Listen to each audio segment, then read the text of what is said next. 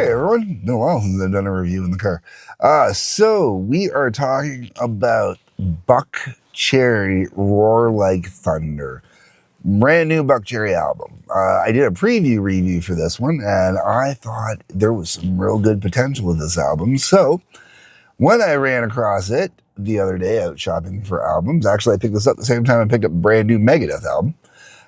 When I stumbled across this one, only I believe $11.99 brand new, I was thoroughly impressed and happy to pick it up.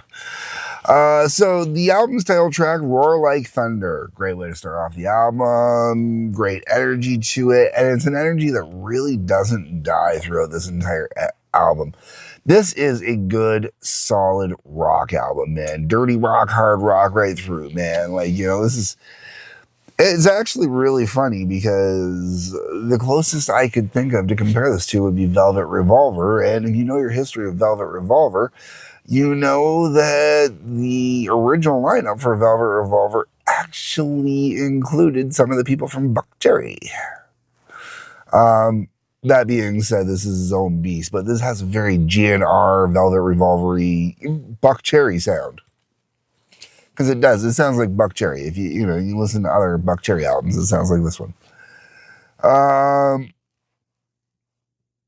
Okay, so Roar Like Thunder starts the album off really good. The next two tracks, When the Sun Goes Down and Come On, those are both pretty decent tunes. They're good. They're good album cuts. You know, when the album's playing, you can really rock into them, dig into them, enjoy it. Then you hit track 4, Talking About Sex. This is probably actually my favorite song on the album. The content is totally, your standard Buckcherry debauchery. But musically, there's some good music, like to the point where, they get a little bit of disco drum and backbeat on it. It's really good, man. It just got a great, great music vibe to it, man. Totally love Talking About Sex. And it's a simple tune, man. They don't overcomplicate it musically, anything. It's just really, really good. Blackout isn't bad. It's a good album cut again. Then you got I Go Boom. I really enjoy that one. Got some good energy there. Set It Free. Going back to the Velvet Revolver referencing.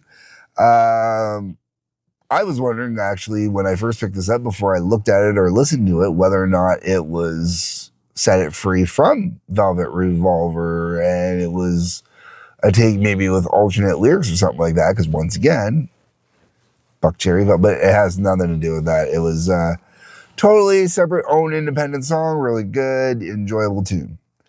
Hello Goodbye, not to be confused with the Beatles' Hello Goodbye. This one was a bit of a slower tune, not a bad tune, not really my thing. Machine Gun follows that up, which is all right, I guess. It fills the album out well. And then Let It Burn, which completes the album, and it finishes out the album perfectly.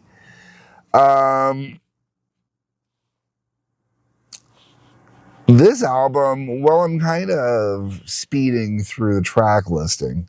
It's actually a really, really good album. Like, you can put this one on, play it beginning to end, no problem. It is a solid rock album, beginning to end. Well, some tracks are definitely more album filler. Some tracks are just solid album cuts. Some tracks are really good tracks. The whole way around, it makes for a really good album. I mean, I would recommend this album to anybody. 10 songs, comes in just a little over 30 minutes. Like I said, I'm pretty sure it was $11.99 I paid. Now $11.99 for a brand new album. That's really good. One thing I do find interesting with this album is it is produced by Marty Fredriksson, whose name has popped up a lot in the last year for album reviews for me. Dude writes a lot of stuff, does a lot of production and whatnot, and he is a co-writer. It says all songs on this album written by Josh Todd, Stevie Duncan, and Marty Fredrickson.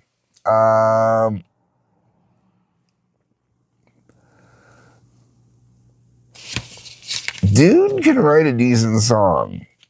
Not every song he writes is great, but dude can write a decent song. And the production on this album is fantastic, man. It's just good, straight ahead hard rock album. I can't say that enough. If you've ever bought a Buckcherry album, this is a Buckcherry album. You know, like everything on it, it's just like listening to any other Buckcherry album. You're not going to be overly surprised. There's no real gambling on here. Nothing that is this big new artistic exploration or whatnot. Just a 100% straight ahead rock album. That's it, folks. And I know this is going to be a short review. I really don't have much else to add to this, you know? Josh Todd on vocals, Stevie D lead guitar and vocals, Billy Rowe rhythm and slide guitar vocals, Kelly Lemieux bass and vocals, and Francis Drews on drums. I have to check really quickly. When I see a name like Kelly, I wonder, are we going, it's a dude. Okay. I figured it would be a dude in a hard rock band, but I wanted to give him a little bit of leeway and hope that maybe it was a chick by the name of Kelly in there. I don't know. What are you going to do? My mom's name.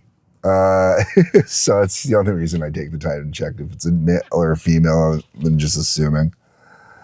Go pick it up. It's a good album. It's worth checking out. Let me know what you think down below in the comments section.